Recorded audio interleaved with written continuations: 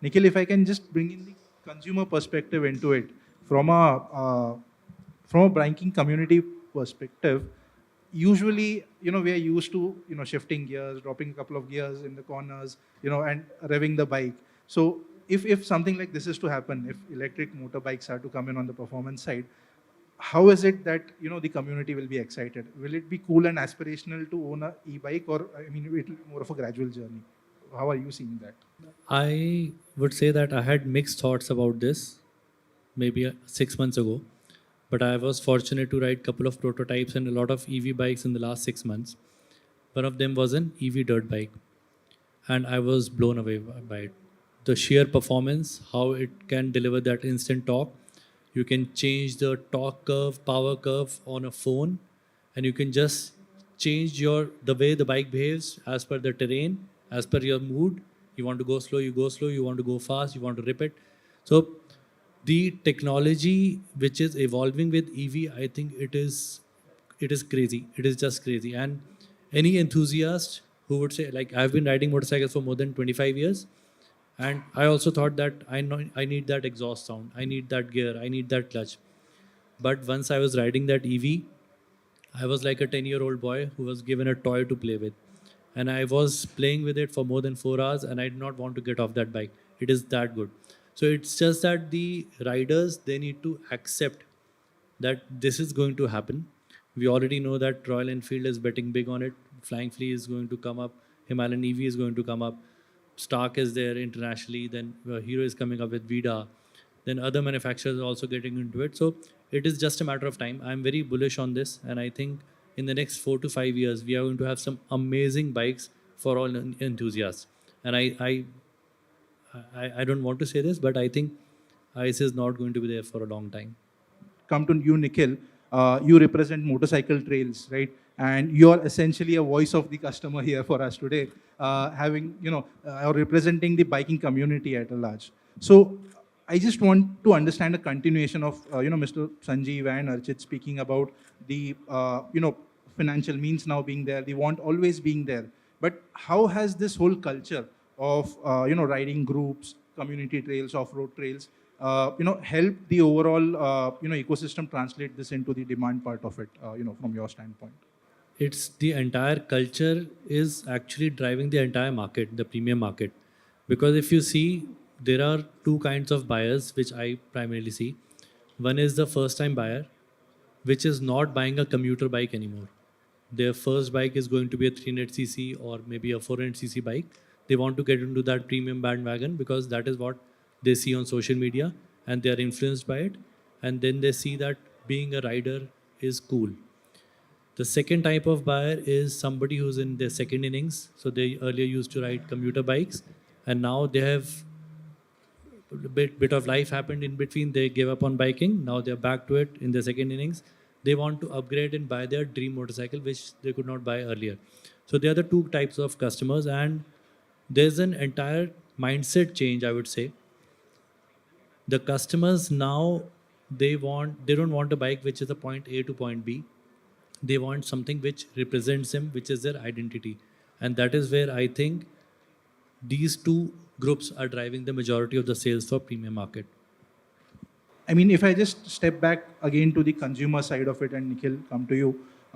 We've heard from the OEM's standpoint that it's going to be very competitive in terms of the specs, features, and additions, MMCs that are come up. And at the same time, the brand heritage and the lifestyle statement also plays a factor.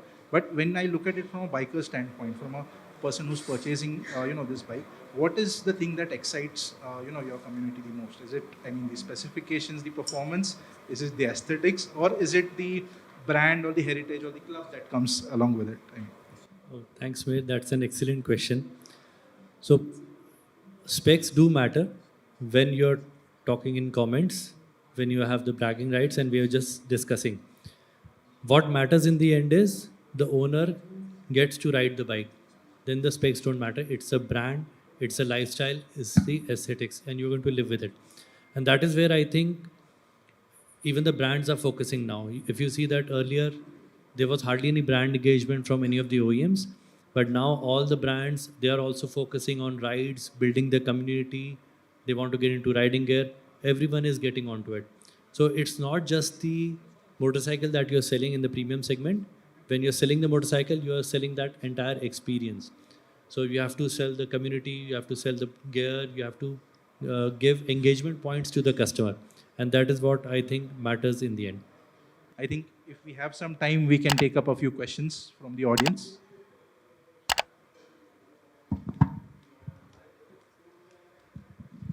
Hi, my name is Rahul Venkatraman. I'm the co-founder and CEO of Evo Ride Motors, motorcyclist as well. Very interesting discussion, very interesting space. But a fundamental, let's sort of go back, right? And this is for all of you, right? OEM side, instructor side, influencer side, and dealer side. Simple example. A lot of people, I would say 90% people who ride motorcycles, right? Whether they're experienced or newbies, fundamentally don't understand why they need to use a clutch. Right? If you have seen most of these Rapido guys, especially bike guys, they hold their clutch and they're coasting. They have no idea of gear braking. Now, why I'm getting this point? This is an Indian phenomenon, right? People who don't know how to ride or know how to ride have either got it from their fathers who taught them not to use the front brake more, or vice versa.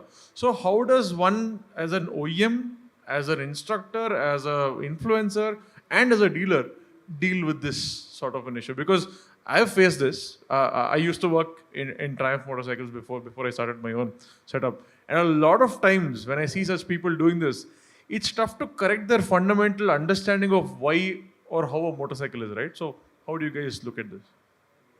So it's a very good question, but I think it's a very deep problem, which is the what you said is the result of that problem.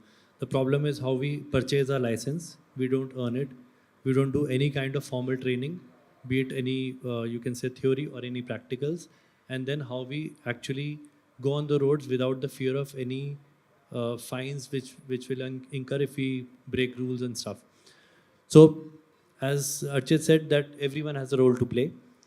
As an influencer, what I do particularly is do videos which are informative and educative, and I'm trying to teach riders how to use the correct techniques. That is what we can do. And everyone has a role to play.